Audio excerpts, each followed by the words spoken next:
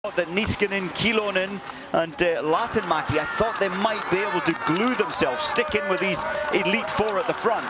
Easier said than done. And to be honest, Mike, this is what's happened time and time again this year. If we look at the winners of the 10K Classics this season, it goes BJOERGEN in Kuusamo, then it was KOWALCZYK, BJOERGEN, KOWALCZYK. Only two women have had a look in. It's incredible. They are so far ahead of the pack and have been over the last, what, 4 or 5 years. And then when you look at BJOERGEN, you mentioned earlier how amazing, from 186 World Cup starts, podium 91 times. Half of her starts, she places herself on the podium, and with 59 wins. BJOERGEN is the name. She's quite incredible. Yeah, KOWALCZYK is going to beat all records. She'll be going over 2,000 points accrued for the season today, and she could take it up to 2,200 if she wins the mini tour tomorrow.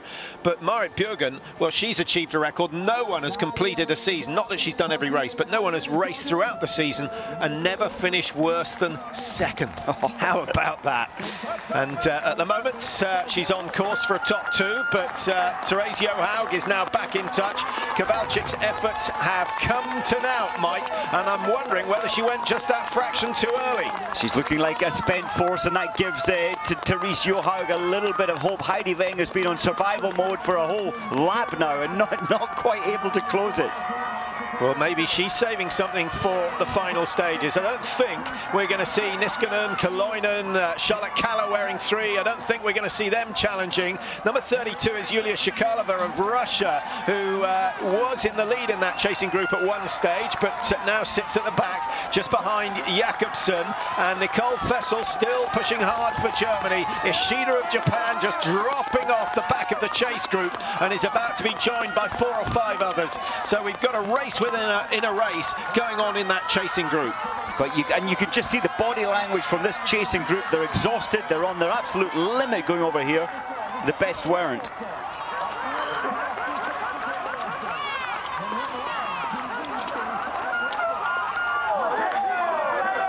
They're on to the fast downhill section now, and still we have 2 Norwegians and a Pole up front. Heidi WENG again finds herself separated. Just wondering whether Heidi WENG has taken a tumble out in the woods. We'll find out soon enough. No, she's still okay. She's only 15 meters behind at the moment. This is where the speed starts to build. KOWALCZYK. Has she got any time? Something like 1,750 meters still to go.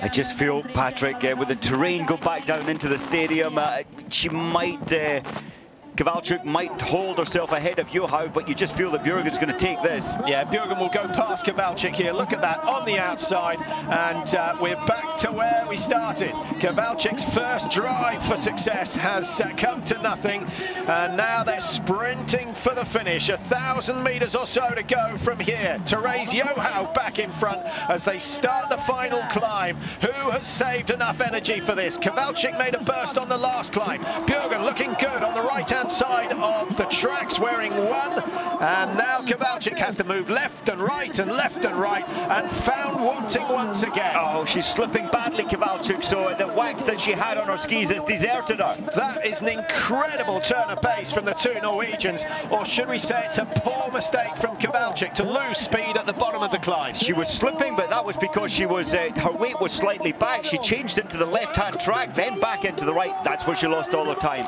Well, I think that could be a very decisive corner indeed. She struggled on the first, the second lap, and she struggled even more on the 3rd lap. And so once again, the Norwegians have sniffed an opportunity and taken it. Now I guess it's between KOWALCZYK and Therese JOHAUG, between BJOERGEN and JOHAUG for the win. The margin, Mike, well, she's 20 meters behind.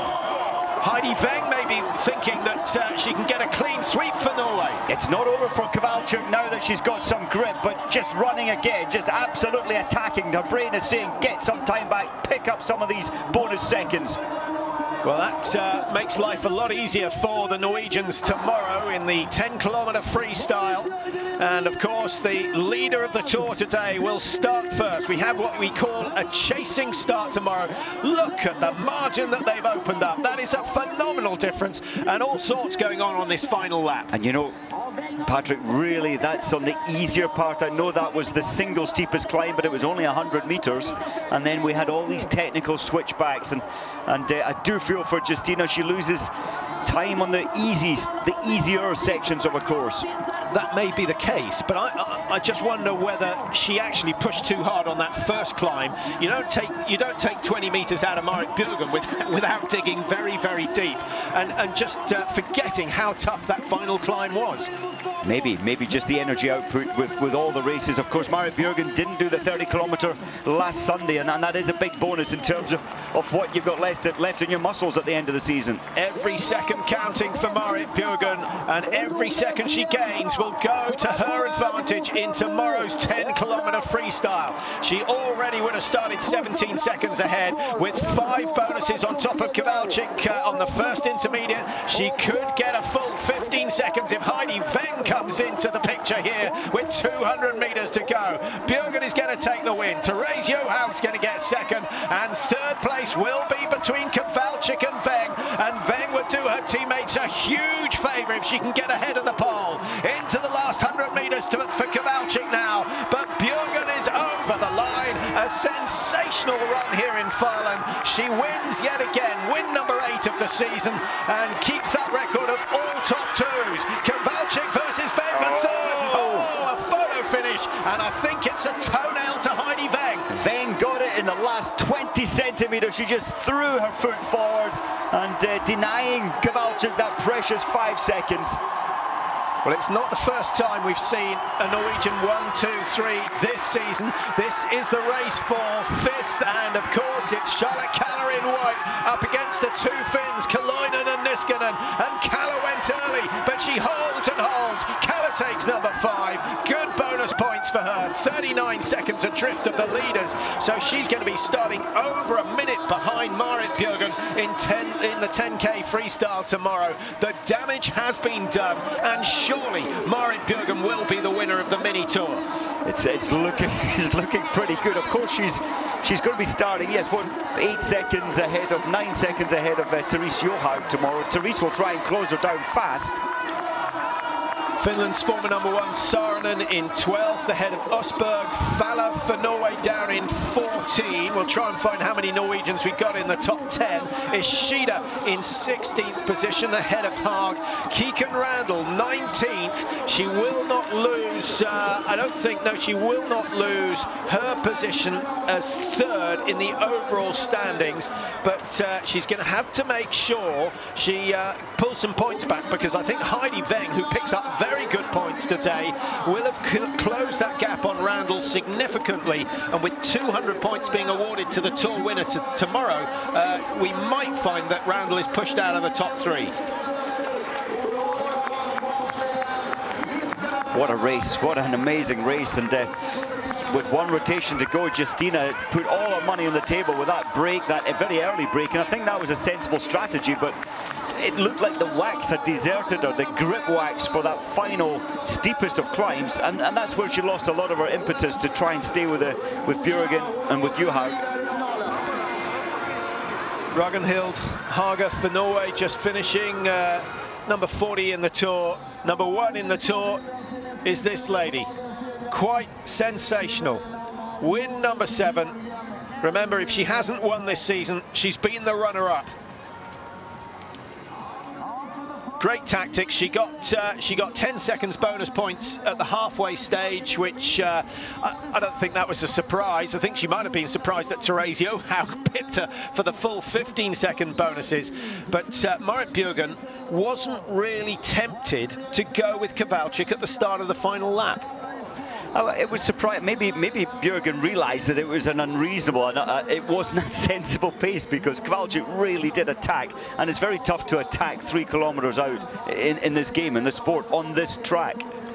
38 and 39, Diggins and Brooks, both from the USA. Diggins has had a very good season. Brennan there in 43rd. I think the Americans, who've had their best season ever, without a doubt, just starting to tire a little. They'll be tired of Europe, I should think, by now, and longing to get home for some summer training. And you know, really, it's the team spirit that's locking them together. They make the most of that team spirit. And when you think of the women, they came 4th at the World Championships in the relay. That's got to be viewed as a medal. With an improvement curve at the moment, you would expect them to win a medal at the Olympics. And what about the team sprint? They took the gold. They took the gold with apparent ease. It was the track profile at the Olympics is very different to what it was in Val d'Orléans, but hey, it can happen again. Heitness of Norway, who broke a pole, took a fall on at the end of the first lap, finds herself 3:41 behind. The margins are absolutely massive, and part of the reason for that is that the competition at the front is so intense. I think that's one of the best 10K classics we've seen, Mike. So many endurance sports, the guy or the girl who's leading at halfway is twice as far ahead when they cross the line at the finish. But we saw 5 or 6 different leaders. We saw 3 attempts to get away. None of them worked until Marit Bjorgen made the decisive break with a kilometre to go, and Kowalczyk paid a heavy price for going too early. And look at this, she doesn't stretch out her foot at the right moment. She pulls it back instead of pushing it forward. Just small factors, but it's cost her 5 seconds, Kowalczyk. Heidi Weng, I think, is owed a drink by Marit Bjorgen tonight for that great effort into the finish, because that buys her an extra 5 seconds when we go into tomorrow. Well, here are the results today without the bonus seconds added. And Bjorgen, JOHAUG, Weng, the 1, 2, 3 for Norway. Clean sweep for Norway yet again. And Justyna Kowalczyk in a 10K Classic. That's rare. That's only the 3rd time this season that she's been beaten in the 10K Classic discipline, and she won't have enjoyed that. We're going to get an interview, I'm sure, with Marit Bjorgen. We could do with hearing from Kowalczyk as well. And it'd be interesting to see. I thought that Bjorgen was going to just shade in behind Kowalczyk, but she led the race early on. So clearly her form, Bjorgen, obviously, it's a fantastic form. And as she said, she's wishing the World Cup would go on for another month, but of course tomorrow's the last day. So great success for Norway, and they will be hot favourites to take the mini tour title tomorrow.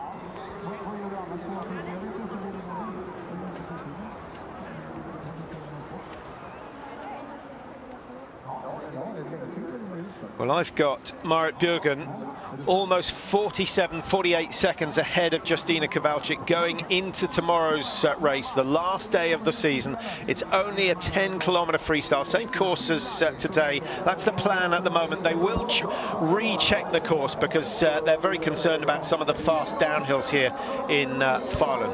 But as far as we know, it will be 3 times around the 3.3. The men's race a little later on today. We haven't got long to wait. They go off at 13:35 Central European time, so just after 12:30. And of course, the men's World Cup situation far more interesting. It's going to be quite amazing, and of course the men have 2 sections within the race where they can pick up these precious bonus. So it's going to make an incredibly intense race.